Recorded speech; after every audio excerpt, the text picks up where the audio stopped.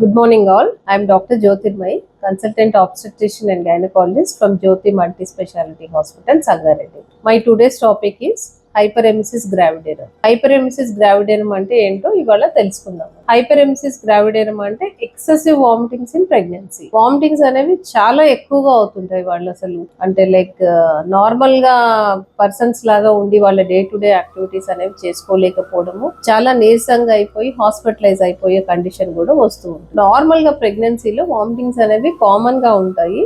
At least 2 to 3 episodes of vomitings in the morning అవ్వడం అనేది common గా చూస్తూ ఉంటాం. కానీ వీళ్ళలో ఏమైతుంది అంటే 8 to 10, 15 వామిటింగ్, 20 వామిటింగ్స్ కూడా చేసుకునే వాళ్ళు ఉంటూ ఉంటారు అనమాట. సో ఇలా హైపరెమిసిస్ గ్రావిడేరం అనే కండిషన్ ని మనం ఎలా గుర్తుపట్టాలి? సో ఈ హైపరెమిసిస్ పేషెంట్స్ ఏంటంటే వాళ్ళు కంప్లీట్ గా డీలా అయిపోవడము, అంటే లైక్ చాలా డిహైడ్రేషన్ లోకి వెళ్ళిపోవడము, సింకోపియల్ అటాక్స్ అంటే కళ్ళు తిరిగి పడిపోవడము, చాలా ఫెటిగ్, ఏ పని వాళ్ళు చేసుకోలేకపోవడము, అలాంటి సిచ్యువేషన్ ఉన్నప్పుడు కంపల్సరీ వాళ్ళని మెడికల్ ఎయిడ్ అనేది వాళ్ళకి నియరెస్ట్ మీ హాస్పిటల్ కి వాళ్ళని తీసుకెళ్లి దానికి కావాల్సిన ట్రీట్మెంట్ అనేది చేయించాల్సి వస్తుంది. సో ఎవరిలో ఈ హైపరెమిసిస్ ని చూస్తాము అంటే, సో యూజువల్లీ ఫస్ట్ ప్రెగ్నెన్సీలో కొంతమందికి ఎక్కువ వామిటింగ్స్ అనేవి అవుతూ ఉంటాయి. తర్వాత మల్టిపుల్ ప్రెగ్నెన్సీ అంటే ట్విన్స్ కానీ, ట్రిప్లెట్స్ కానీ, లేకపోతే మోలార్ ప్రెగ్నెన్సీ ఉన్న పేషెంట్స్ లో కానీ, మోలార్ ప్రెగ్నెన్సీ అంటే దాన్ని ముత్యాల గర్భం అంటారు తెలుగులో. సో అలాంటి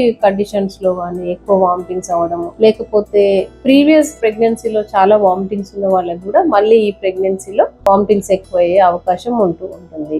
ఇంకా కొంతమందికి ఏంటంటే మెటర్నల్ హిస్టరీ, అంటే మదర్ కి ప్రెగ్నెన్సీలో ఎక్కువ వామిటింగ్స్ అయినప్పుడు వాళ్ళకి డాటర్ కి కూడా ఎక్కువ వామిటింగ్స్ అనేవి అవుతూ ఉంటాయి. సో ఇలా ఫ్యామిలీ హిస్టరీ ఉండటం వల్ల ఏమైనా దీనికి జెనెటిక్స్ కి ఏమన్నా అసోసియేషన్ ఉందా అని చూసినప్పుడు ఏంటంటే కొన్ని genetic factors like genes, predisposed genes GDF15 కానీ IGF-B17 అనే జీన్ ఉండే వాళ్ళకి ఇది ఈ ప్రెడిస్పోజ్డ్ ఇండివిజువల్స్ అయి ఉండి వాళ్ళు ఎక్కువ వామిటింగ్స్ అనేవి కంప్లైంట్ చేస్తూ ఉంటారు. ఇంకో నెక్స్ట్ ఏంటంటే హైపర్ థైరాయిడిజం ఉండే పేషెంట్స్ లో కూడా ఎక్కువగా ఈ వామిటింగ్స్ అనేవి చూస్తూ ఉంటాము. సో మనం ఇలాంటి సిచ్యువేషన్స్ లో ఎలా మనము పేషెంట్ ని ఎట్లా మనము అప్రోచ్ అవ్వాలి అంటే, లైక్ ఇలాంటి సిచ్యువేషన్ రాకుండా మనం నెక్స్ట్ పేషెంట్ కి ఏం చేయాలి అని అంటే, సో వీళ్ళకి ఏంటంటే ఒక 6 months బిఫోర్ ప్రెగ్నెన్సీ వాళ్ళు ఒక మల్టీవిటమిన్ యూసేజ్ అనేది చేసినప్పుడు కొంతమందికి వామిటింగ్స్ అనేవి తగ్గిపోయే అవకాశం ఉంటుంది. పూర్తిగా తగ్గకపోయినా కొంత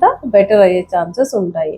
ఇంకోటి ఏంటంటే those who have crossed 30 years of age లో కూడా ఈ వామిటింగ్స్ అనేవి కొంత తక్కువగానే ఉంటాయి. So how to detect and how to treat them. So ఈ ప్రెగ్నెన్సీతో ఈ వామిటింగ్స్ తో ఎక్కువ సఫర్ అయ్యే వాళ్ళు వాట్ ఆర్ ద సిమ్టమ్స్, వాళ్ళకి ఎలాంటి సిమ్టమ్స్ ఉంటాయి అంటే హైపర్ ఆల్ఫాక్టరీ సిస్టమ్, అంటే వీళ్ళకి ఆల్ఫాక్షన్ అనేది చాలా ఎక్కువగా ఉంటుంది, అంటే స్మెల్స్ అనేవి చాలా ఎక్కువగా వస్తూ ఉంటాయి. కొంతమంది పేషెంట్స్ ఏంటంటే ఎనీ స్మెల్ ని వాళ్ళు టాలరేట్ చేయలేకపోతూ ఉంటారు. సో కొంతమంది కంప్లైంట్ ఏంటంటే ఈవెన్ ఇంట్లో మనం కర్రీస్ చేసినప్పుడు తాలింపు వేస్తాం కదా, అది కూడా టాలరేట్ చేయలేక బయటకు వెళ్ళి వామిట్ చేసేసుకుంటూ ఉంటారు. సో హైపర్ ఆల్ఫాక్షన్ అనేది ఒక సిమ్టమ్ ఉంటుంది వీళ్ళల్లో. ఇంకోటి టైలిజం అంటే ఎక్సెసివ్ సెలైవేషన్, చాలా ఎక్కువ సెలైవా అనేది మాటికి సెలైవా చాలా ఎక్కువ ప్రొడ్యూస్ అయిపోయి వాళ్ళు సఫర్ అవుతూ ఉంటారు అనమాట. ఇంకోటి ఏంటంటే టేస్ట్ లో ఆల్టరేషన్ ఉంటుంది, నోరంతా చేదుగా ఉండడం, మెటాలిక్ టేస్ట్ ఉండడం, ఏది తిన్నా టేస్టీగా అనిపించకపోవడం. సో ఇలాంటి సిమ్టమ్స్ ఉండటం వల్ల వాళ్ళు అసలు ఫుడ్ సరిగా తీసుకోలేకపోతూ ఉంటారు.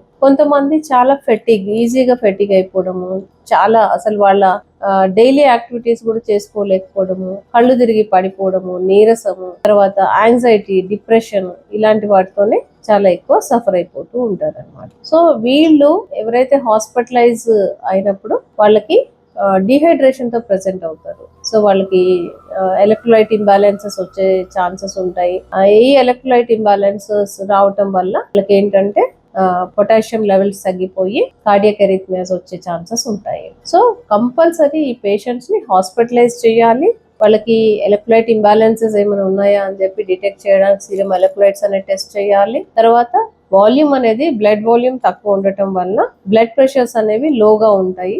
ఆ బ్లడ్ ప్రెషర్ ని కరెక్ట్ చేయడానికి IV ఫ్లూయిడ్స్ పెట్టాలి. ఎలక్ట్రోలైట్ ఇంబ్యాలెన్సెస్ ఏమైనా ఉంటే కనుక పొటాషియం సప్లిమెంట్స్ ఇచ్చి ఎలక్ట్రోలైట్ ఇంబ్యాలెన్స్ కరెక్ట్ చేయాలి. ఎలక్ట్రోలైట్ ఇంబ్యాలెన్స్ కరెక్ట్ చేయకపోతే అరిథ్మియాస్ వస్తాయి. సో దాని ఎఫెక్ట్స్ అనేవి హార్ట్ పై నుండి కార్డియాక్ అరిథ్మియాస్ వస్తాయి. ఇంకా కొన్ని కేసెస్ లో ఏంటంటే బ్రెయిన్ కూడా ఎఫెక్ట్ అయ్యి ఎన్సెఫలోపతిస్ లో కూడా వెళ్ళిపోతూ ఉంటారు సివియర్ కేసెస్ లో. సో ఇలాంటి వాళ్ళకి థైమిన్ డెఫిషియన్సీ కూడా ఉండే ఛాన్సెస్ ఉంటాయి.